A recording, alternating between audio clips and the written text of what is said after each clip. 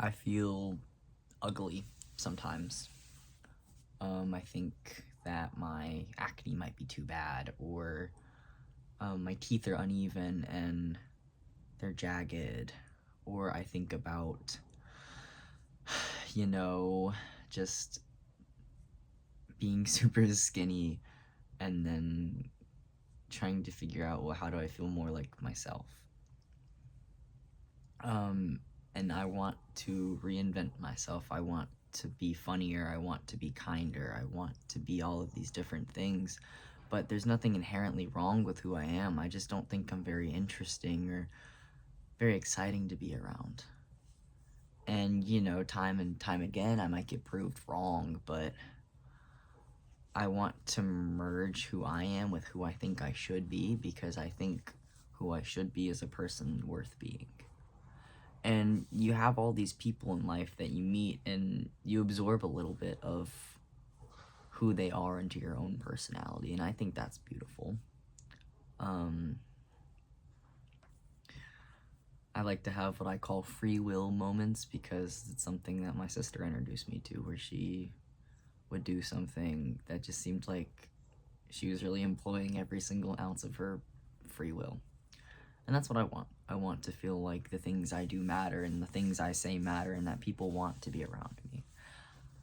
The people I'm around here in my hometown, they don't seem like they want to be around me. And when you're around people who act like that, you start to wonder if it really is yourself. And then you meet people who tell you that you're the most brilliant person in the world.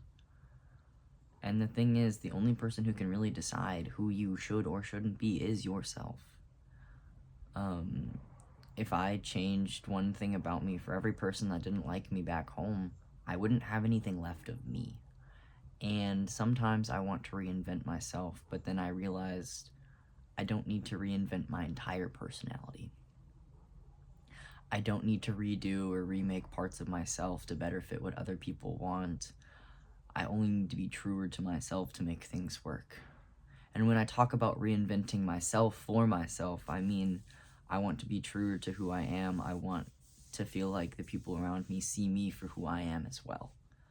And then you just think about it. What makes me feel like I'm who I am? And you think about that, and you think about that, and then you do those things, and you continue to do those things until one day you'll look back and you'll realize that you've been yourself this entire time, and you've been so many different people along the way, but they're all still a version of yourself. I think the hardest thing about existing is having to be okay with all of these changes, of realizing that everything about you can and will change at some point, and that really isn't anything to be scared of or afraid of. I think that maybe the most interesting thing about me is that I love adventures. I love going places and doing things that you wouldn't really think about doing, or that you wouldn't really assume is something that you would normally do. And I love doing things that make me feel alive. I don't mean roller coasters or running away from cops, although those both could make you feel alive. I mean going outside and being in nature and hiking up a mountain and looking down on everything around you and realizing that all of our lives are so small but so infinitely messy and so infinitely beautiful. I think the first time I ever really felt alive was standing under a bridge with my sister when she came back from college break, and from her college on break, and I kept looking back at her because I didn't realize she was really there, and then she was really there, and I would be hit with this intense rush of dopamine because she was here, and she was here, and she was seeing me, and it was the first time I had seen her in 4 months. And that's the longest we'd been separated since we met. And at the end of the day, I'm not going to reinvent myself. I don't want to be anyone else. I want to be me. And I think I'm going to be the truest to me that I possibly can.